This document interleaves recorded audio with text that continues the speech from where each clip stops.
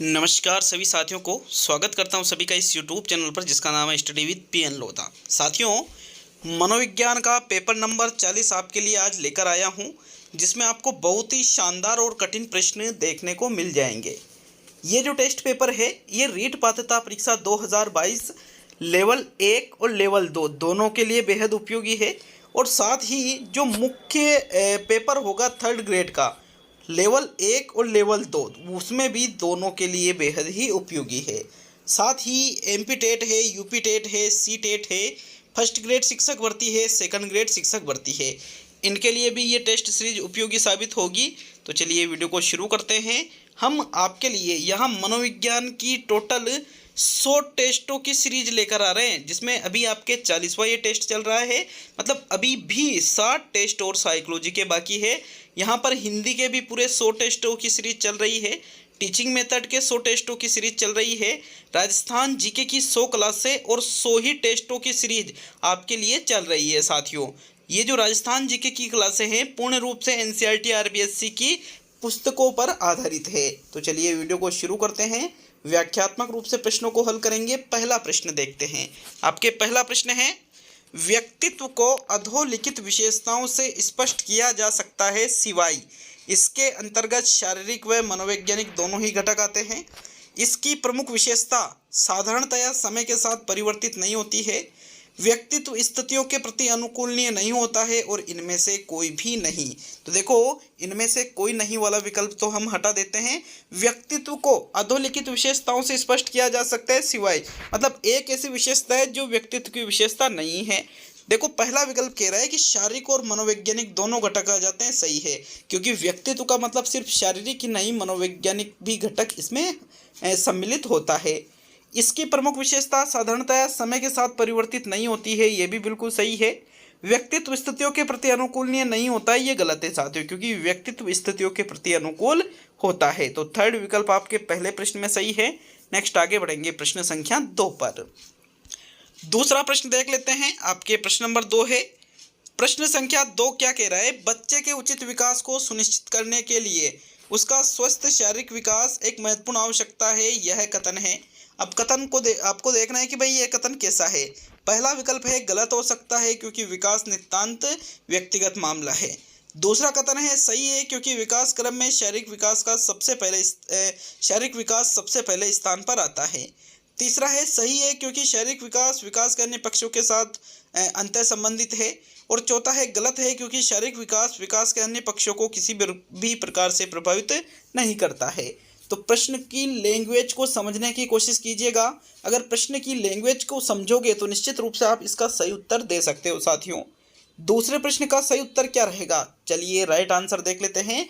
इसका सही उत्तर है विकल्प नंबर 3, क्योंकि शारीरिक विकास का संबंध विकास के अन्य पक्षों से भी होता है साथियों। अतः स्वस्थ शारीरिक विकास एक महत्वपूर्ण आवश्यकता होती है व्यक्तित्व का उचित विकास करने के लिए। अतः विकल्प 3 बिल्कुल करेक्ट आंसर है प्रश्न संख्या 2 में। चलिए आगे बढ़ेंगे प्रश्न नंबर 3 पर। तो तीसरा प्रश्न, सूचनाओं के पुनः स्मरण में परिशुद्धता थ्रस्टन की प्राथमिक मानसिक योग्यता की कौन सी इकाई में आता है। प्रात्यक्षिक गति, स्मृति, आगमनात्मक तर्कना और शब्द प्रवाह है। देखिए, यहाँ पर थ्रस्टन ने जो प्राथमिक मानसिक योग्यता बताई है, इन्होंने प्राथमिक मानसिक योग्यता का सिद्धांत भी दिया है। इसमें पुनः स्मरण में परिशुद्धता, मतलब चीज़ों को याद करने में शुद्धता जो रहती है साथियों, उसका संबंध किससे होता है, हमारी स्मृति, हमारी मेमोरी से होता है। विकल्प नंबर आपका जो 3 है विकल्प नंबर आपका जो 2 है प्रश्न संख्या 3 में, यही आपका सही उत्तर होगा, स्मृति वाला। ठीक है, तो थर्ड प्रश्न में सेकंड विकल्प आपके सही है। नेक्स्ट प्रश्न नंबर 4 को देखेंगे। चौथा प्रश्न आपसे पूछ रहा है, ये देखो प्रश्न नंबर 4 को, निःशुल्क एवं अनिवार्य शिक्षा का अधिकार अधिनियम 2009 में अनिवार्य शब्द का अर्थ क्या है। अनिवार्य शब्द का आपको अर्थ बताना है आरटी 2009 के अंतर्गत। तो विकल्पों को देखते हैं। पहला विकल्प है केंद्र सरकार दाखिले, उपस्थिति और प्रारंभिक शिक्षा की पूर्णता को सुनिश्चित करेगी। दूसरा विकल्प है उचित सरकारें दाखिले, उपस्थिति और प्रारंभिक शिक्षा की पूर्णता को निश्चित करेगी। तीसरा विकल्प है दंडात्मक कार्य से बचने के लिए अपने बच्चों को विद्यालय भेजने के लिए अभिभावकों पर अनिवार्य रूप से जोर डाला जाएगा। और चौथा विकल्प है अनिवार्य शिक्षा सत्य परीक्षण के माध्यम से प्रदान की जाएगी। तो बताइए प्रश्न नंबर 4 में आपको कौन सा विकल्प सही लग रहा है साथियों, पहला, दूसरा, तीसरा या चौथा विकल्प। इसका जो सही उत्तर है, यहाँ पर जो आरटी 2009 है उसमें एक शब्द आता है निःशुल्क एवं अनिवार्य बाल शिक्षा का अधिकार अधिनियम 2009 में अनिवार्य। तो इस अनिवार्य शब्द का मतलब क्या होता है, जो उचित सरकारें हैं, जिस टाइम पे जो सरकार रहेगी वो बच्चे का दाखिला, बच्चे की उपस्थिति और उसकी प्रारंभिक शिक्षा की पूर्णता को निश्चित करेगी। इस अनिवार्य शब्द का अर्थ ये निकलता है। विकल्प नंबर आपका 2 सही है प्रश्न नंबर 4 में। चलिए आगे बढ़ेंगे प्रश्न नंबर 5 पर। तो 5वां प्रश्न देख लेते हैं। एक व्यक्ति कम शर्मिला हो सकता है जबकि दूसरा व्यक्ति अधिक मैत्रीपूर्ण व्यवहार कर सकता है, जबकि दूसरा कम। यहाँ शर्मिलापन व मैत्रीपूर्ण व्यवहार किसका प्रतिनिधित्व करते हैं, प्रारूप उपागम का, विशेषक उपागम का, अंतः क्रियात्मक उपागम का और इनमें से सभी। प्रश्न इस प्रकार से पूछा गया है कि कोई व्यक्ति शर्मिला होता है, कोई मैत्रीपूर्ण व्यवहार करता है, कोई कम शर्मिला होता है। तो इस प्रकार ये चीज़ें जो होती है, शर्मिलापन, मैत्रीपूर्ण व्यवहार, तो ये चीज़ें साथियों ये किस उपागम का उदाहरण है, आपको प्रश्न नंबर 5 में इसका जवाब देना है। इसका सही जो जवाब है वो है विशेषक उपागम। विशेषक उपागम का संबंध किससे है, शील गुणों से है, क्योंकि शील गुणों को ही क्या कहा जाता है साथियों, विशेषक कहा जाता है। शील गुणों से संबंधित सिद्धांत 2 दिए गए थे, एक तो अल्पोर्ट के द्वारा दिया गया था शील गुणों से संबंधित, और एक आरबी केटल के द्वारा दिया गया था। इन दोनों ही सिद्धांतों को विशेष तौर पर याद कर लीजिएगा। चलिए आगे बढ़ेंगे प्रश्न नंबर 6 पर। तो 6वां प्रश्न देखेंगे। आपके प्रश्न नंबर 6 है।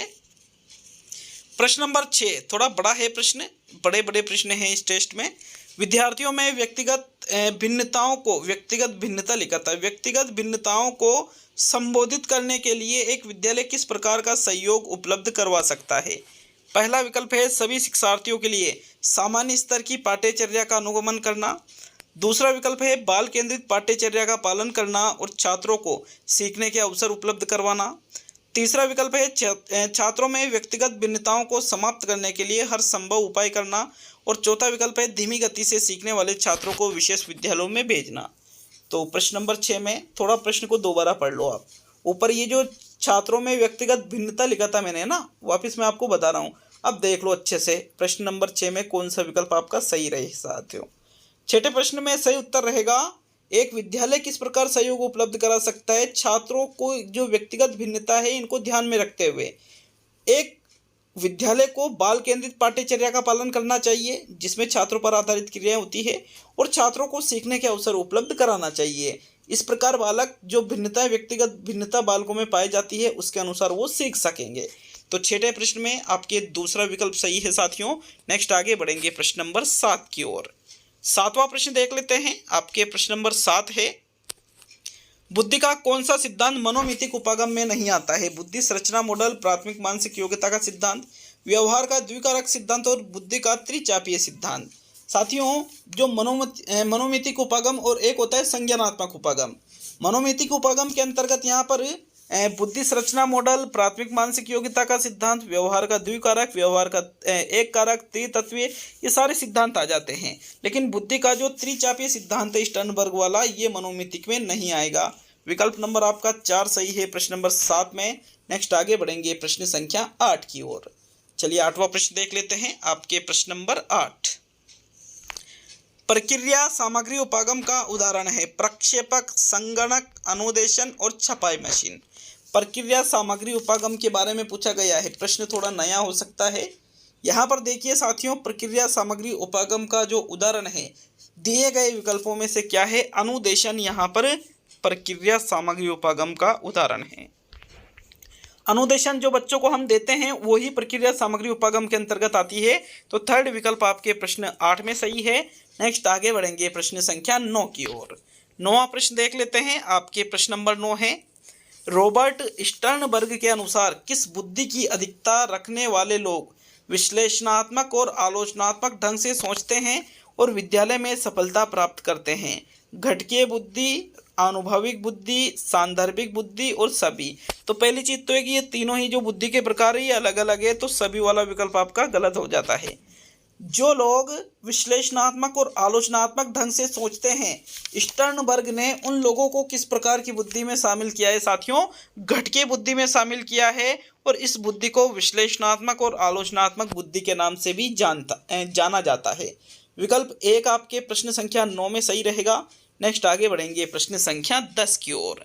चलिए 10वां प्रश्न देखेंगे आपके 9वें में। यहाँ पर जो घटके बुद्धि है वो पहला विकल्प सही था। तो चलिए 10वां प्रश्न देख लेते हैं आपके प्रश्न संख्या 10। सतत एवं व्यापक मूल्यांकन का अर्थ है सभी विषयों में अधिगम को सुनिश्चित करने हेतु निश्चित अंतराल पर नियमित आकलन करना, सीसी कहलाता है।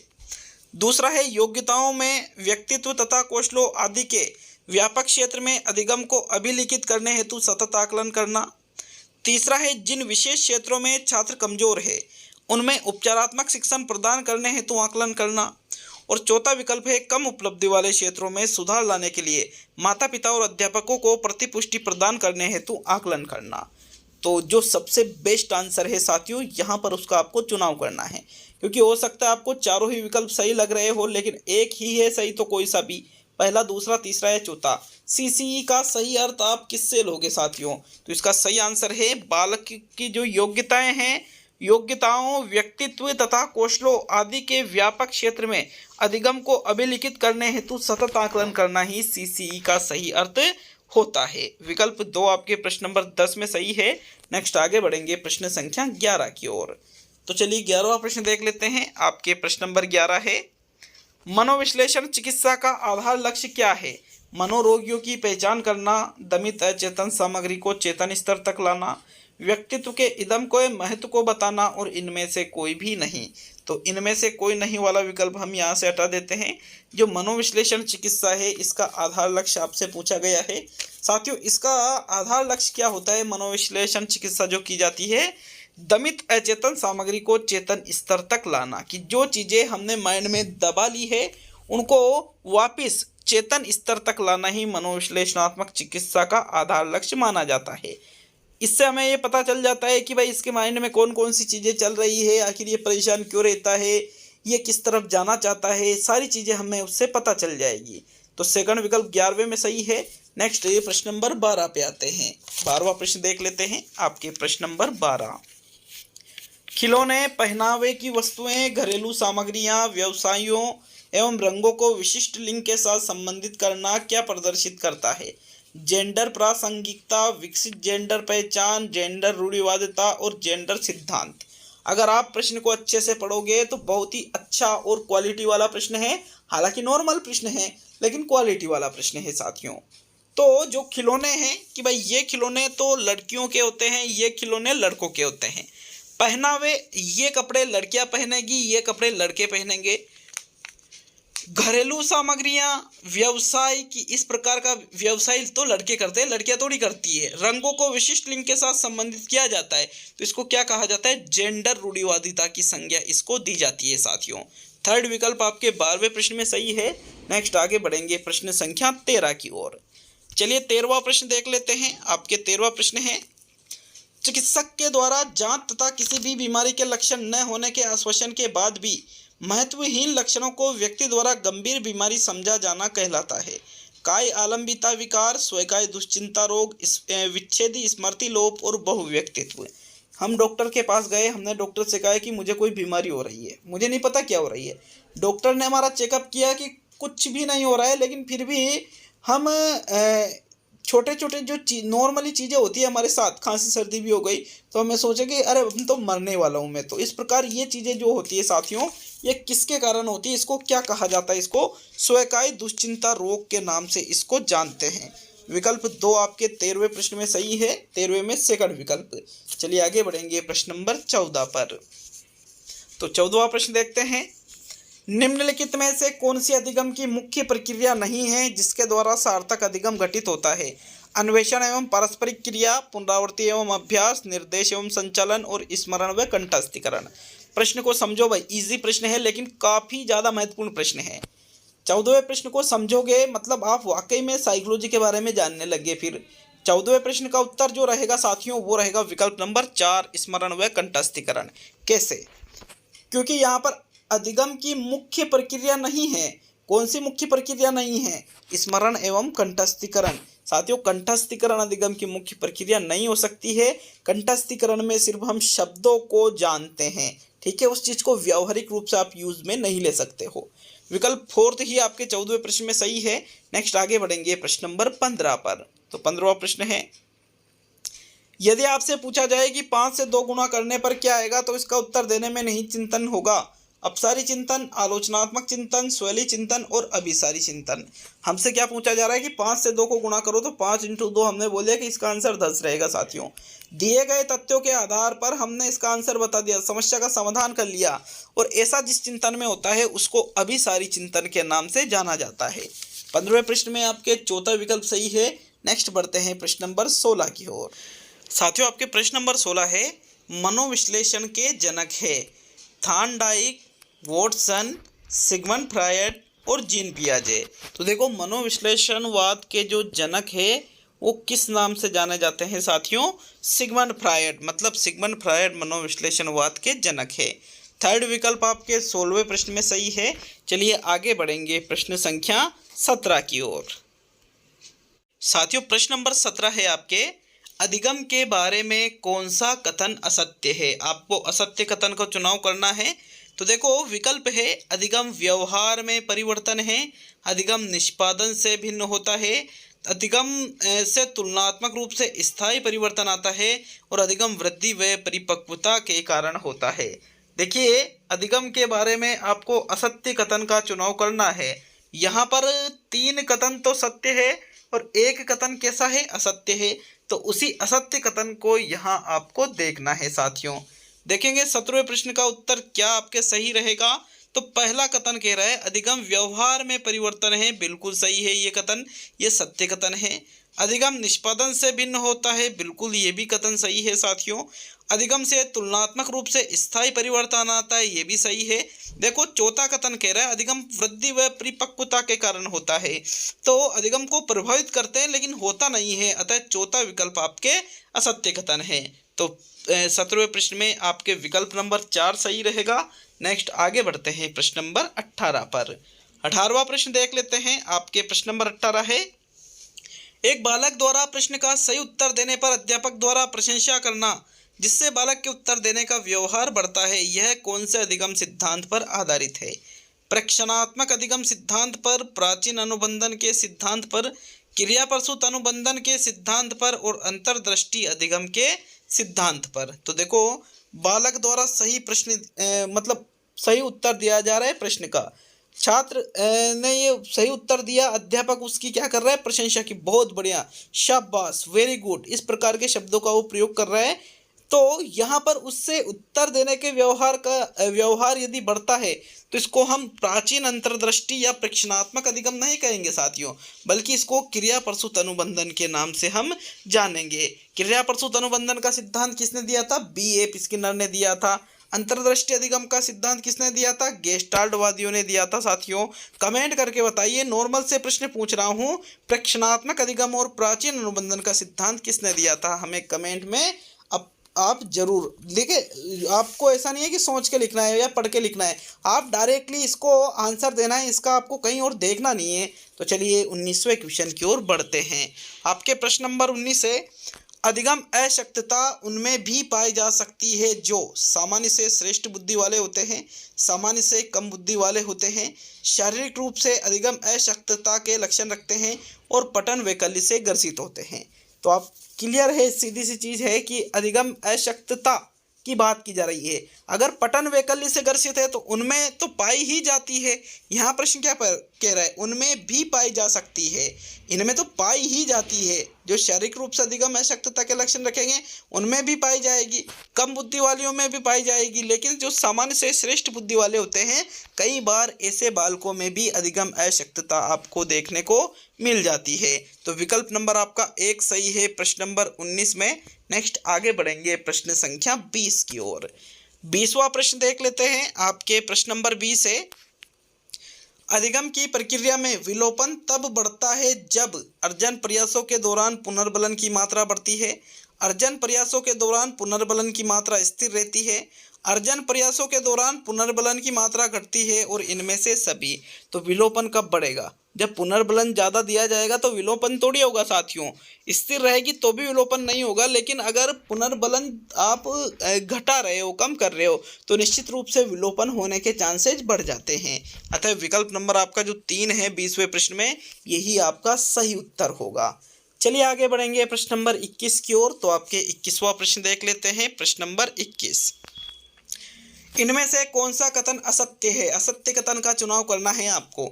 दुश्चिंता की गणना नकारात्मक संवेगों के रूप में की जाती है। दूसरा विकल्प है, चिंता जब काफी व्यापक रूप धारण कर लेती है तो इसे मुक्त प्रभावी दुश्चिंता का नाम दिया जाता है। तीसरा कथन है, यदि चिंता वास्तविक कारणों से उत्पन्न होती है तो इसे मनोस्नायुकृत दुश्चिंता कहते हैं। और चौथा है, इनमें से कोई भी नहीं। तो कोई नहीं वाला विकल्प हम यहाँ हटा देते हैं। असत्य कथन की बात की जा रही है साथियों। पहला कथन कह रहा है कि दुश्चिंता नकारात्मक संवेगों में इसकी गणना की जाती है। तो दुश्चिंता मतलब एक तरह से टेंशन, तो ये तो नकारात्मक संवेग है, सही बात है। चिंता जब काफी व्यापक रूप धारण कर ले तो इसे मुक्त प्रभावी दुश्चिंता का नाम दिया जाता है। 21वें प्रश्न का दूसरा कथन ये कह रहा है, जो कि बिल्कुल साथियों सही है। यदि चिंता वास्तविक कारणों से उत्पन्न होती है तो इसे मनोस्नायुकृत दुश्चिंता नहीं कहते हैं, बल्कि इसको वस्तुनिष्ठ दुश्चिंता के नाम से जाना जाता है साथियों। मनोस्नायुकृत दुश्चिंता क्या होती है? जिसमें बिना मतलब के चिंता की जाती है, चिंता वाली कोई बात ही न हो। अतः तीसरा विकल्प एक असत्य कथन है, तो यही 21वें प्रश्न में सही आंसर होगा। चलिए आगे बढ़ेंगे प्रश्न नंबर 22 पर। 22वां प्रश्न देख लेते हैं। आपके प्रश्न नंबर 22, आस्था, श्रद्धा, प्रेम, सहृदयता, संवेदनशीलता के गुण शिक्षण के किस उद्देश्य के अंतर्गत आते हैं? रचनात्मक कार्यों में भौतिकता लाना, सद्वृत्तियों का विकास करना, भाषा तत्व का ज्ञान प्राप्त करना, और साहित्य का रसास्वादन करना। देखो, व्यक्ति आस्था दूसरों के ऊपर रख रहा है, श्रद्धा, प्रेम, सहृदयता, मतलब ये हर्टली चीजें हो गई साथियों। तो ये भाषा तत्व या साहित्य का रसास्वादन नहीं हो सकता, बल्कि ये सद्वृत्तियों के विकास करने से संबंधित है। अतः 22वें में आपके दूसरा विकल्प सही है। नेक्स्ट ये प्रश्न नंबर 23 पे आएंगे। तो चलिए 23वां प्रश्न देखते हैं। प्रगतिशील शिक्षा में बच्चों को किस प्रकार देखा जाता है? खाली स्लेटों के रूप में देखा जाता है, छोटे अन्वेषकों के रूप में, निष्क्रिय अनुकारकों के रूप में, और सक्रिय अन्वेषकों के रूप में। साथियों, प्रगतिशील जो शिक्षा होती है उसमें यह माना जाता है कि बालक खुद क्रिया के माध्यम से चीज़ों को समझकर करते हुए सीखेगा। इसमें बालक को सक्रिय अन्वेषकों के रूप में देखा जाता है। 23वें प्रश्न में आपके चौथा विकल्प बिल्कुल सही है। चलिए आगे बढ़ेंगे प्रश्न संख्या 24 पर। तो 24वां प्रश्न देख लेते हैं। आपके प्रश्न नंबर 24, निम्नलिखित में से कौन सा मूर्त संक्रियात्मक अवस्था के प्रमुख कौशलों में से एक है? द्वितीय वर्तुल प्रतिक्रियाएं, सजीवात्मक चिंतन, तुलना, समानता, असमानता बताने की योग्यता, और परिकल्पित निगमनात्मक तर्कना। तो देखो, मूर्त संक्रियात्मक अवस्था जीन पियाजे का जो संज्ञानात्मक विकास सिद्धांत है 7 से 11 या 12 वर्ष तक चलती है साथियों। और इसमें परिकल्पित निगमनात्मक तर्कना नहीं होती है, क्योंकि ये तो औपचारिक संक्रियात्मक अवस्था में होता है। तो चौथा विकल्प तो आपका आंसर नहीं होगा। यहाँ पर देखिए 24वें प्रश्न में जो आपके सही उत्तर है, इस अवस्था में बालक तुलना करना, समानता निकालना, असमानता बताने की योग्यता विकसित कर लेता है। अतः यहाँ पर विकल्प नंबर आपका 3 सही है 24वें प्रश्न में। नेक्स्ट आगे बढ़ेंगे प्रश्न नंबर 25 पर। तो 25वां प्रश्न, निम्न में से किसका संबंध जैविक अभिप्रेरणा से नहीं है? काम, नींद, प्यास और उपलब्धि। अगर हम देखें, जैविक अभिप्रेरणा मतलब जो जीवित रहने के लिए आवश्यक होती है, नींद और प्यास, भूख वगैरह, ये जो चीज़ें हैं ये जैविक अभिप्रेरणा में आ जाती है साथियों। लेकिन जो काम और उपलब्धि दोनों को देखें तो काम यहाँ पर मनोसामाजिक है, मतलब कभी जैविक में तो कभी सामाजिक में, लेकिन उपलब्धि यहाँ पर पूर्णतः सामाजिक है। अतः यहाँ पर जो चौथा विकल्प है आपके 25वें प्रश्न में, फोर्थ विकल्प ही आपके सही आंसर होगा। चलिए आगे बढ़ेंगे प्रश्न नंबर 26 पर। अगर किसी प्रश्न में कोई त्रुटि हो तो निश्चित रूप से आप कमेंट करके हमें जरूर बताएं। संज्ञानात्मक क्षेत्र का सही क्रम है, प्रश्न नंबर 26 का उत्तर बताइएगा। विकल्प 1 है ज्ञान, अनुप्रयोग, अवबोध, विश्लेषण, संश्लेषण और मूल्यांकन। दूसरा विकल्प है ज्ञान, मूल्यांकन, अनुप्रयोग, विश्लेषण, संश्लेषण और अवबोध। तीसरा विकल्प है मूल्यांकन, विश्लेषण, संश्लेषण, अनुप्रयोग, अवबोध और ज्ञान। और चौथा विकल्प है ज्ञान, अवबोध, अनुप्रयोग, विश्लेषण, संश्लेषण और मूल्यांकन। तो जो संज्ञानात्मक क्षेत्र का सही क्रम है, सही तरीके से जिस क्रम में प्रस्तुत किया गया है, उस विकल्प का आपको यहाँ पर चयन करना है। साथियों 26वें प्रश्न में आपके जो सही उत्तर होगा, सबसे पहले ज्ञान आता है, तो ज्ञान ज्ञान ज्ञान मतलब तीसरा विकल्प गलत। ज्ञान के बाद अवबोध आता है, तो मूल्यांकन भी गलत, अनुप्रयोग भी गलत, अर्थात चौथा विकल्प सही है। संज्ञानात्मक क्षेत्र का सही क्रम क्या होता है? ज्ञान, अवबोध, अनुप्रयोग, विश्लेषण, संश्लेषण और सबसे अंत में आता है मूल्यांकन, जो कि संज्ञानात्मक क्षेत्र का सबसे सबसे उच्च स्तर भी माना जाता है। चौथा विकल्प 26वें में सही है। नेक्स्ट प्रश्न नंबर 27 को देखते हैं। किसके सिद्धांत को आत्मसिद्धि का सिद्धांत कहा जाता है? मैस्लो के सिद्धांत को, स्किनर के सिद्धांत को, वाइगोत्स्की के सिद्धांत को और बंडूरा के सिद्धांत को। तो आत्मसिद्धि का सिद्धांत आपको यहाँ उपनाम दिया गया है, तो उपनाम के आधार पर आपको चयन करना है। साथियों जो मैस्लो का पदानुक्रम वाला सिद्धांत है, आवश्यकता का पदानुक्रम का जो सिद्धांत है, उसको ही आत्मसिद्धि का सिद्धांत कहते हैं, जो 5वें नंबर की आवश्यकता है। अतः यहाँ विकल्प नंबर आपका जो 1 है प्रश्न संख्या 27 में, यही सही उत्तर होगा। अच्छा लगे वीडियो तो वीडियो को लाइक शेयर जरूर करिएगा, और चैनल पर नए हो तो चैनल को सब्सक्राइब करके बेल आइकन ऑन कर लीजिए साथियों, ताकि प्रत्येक वीडियो का नोटिफिकेशन आप तक पहुंच सके। चलिए आगे बढ़ेंगे प्रश्न नंबर 28 पर। 28वां प्रश्न देखेंगे। प्रश्न नंबर 28, वाइगोत्स्की तथा पियाजे के परिप्रेक्ष्यों में एक प्रमुख विभिन्नता है।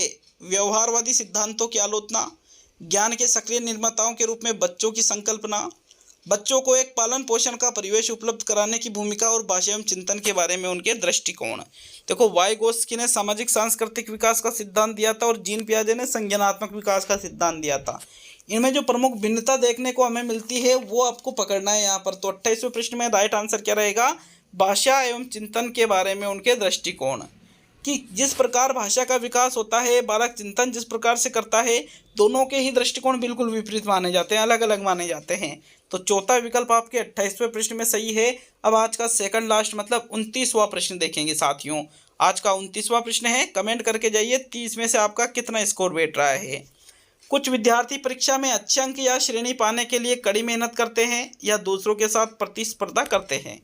क्योंकि अच्छे अंक या श्रेणी उनके लिए उच्च शिक्षा या अच्छी नौकरी का मार्ग प्रशस्त करते हैं, बालक में अधिकता है शक्ति अभिप्रेरक की, उपलब्धि अभिप्रेरक की, सामाजिक अभिप्रेरक की और नीड अचीवमेंट की। तो साथियों कोई भी बालक बालिका हैं, अच्छे अंक लाने के लिए, अच्छी श्रेणी लाने के लिए कड़ी मेहनत कर रहे हैं, उनको पता है कि हमारा परिणाम अच्छा रहेगा तो निश्चित रूप से हमें आगे भी और अच्छी एजुकेशन मिलेगी। तो इसको उपलब्धि अभिप्रेरक या नीड अचीवमेंट के नाम से जाना जाता है। दूसरा विकल्प भी सही है 29वें में, और चौथा विकल्प भी सही है। चलिए आज का अंतिम और 30वां प्रश्न देख लेते हैं। एक औसत बुद्धि वाला बच्चा यदि भाषा को पढ़ने एवं समझने में कठिनाई प्रदर्शित करता है तो यह संकेत देता है कि बच्चा रिक्त स्थान जिसका लक्षण प्रदर्शित कर रहा है। डिस्ग्राफिया का, डिस्कैल्कुलिया का, डिस्पेक्सिया का और डिसलेक्सिया का। पढ़ने और समझने में कठिनाई का प्रदर्शन करना, कैलकुलिया में गणना का प्रदर्शन किया जाता है, गणना में प्रॉब्लम होती है। डिस्ग्राफिया में लेखन में प्रॉब्लम होती है। डिस्पेक्सिया या डिसलेक्सिया, तो 30वें प्रश्न का जो सही उत्तर है वो है साथियों डिसलेक्सिया। चौथा विकल्प आपके 30वें प्रश्न में सही है। तो ये साइकोलॉजी का पेपर नंबर 40 पूरा हुआ। मिलते हैं अगले वीडियो में। वीडियो अच्छा लगे तो लाइक शेयर दबा कर करिए साथियों। बहुत बहुत धन्यवाद वीडियो को पूरा देखने के लिए।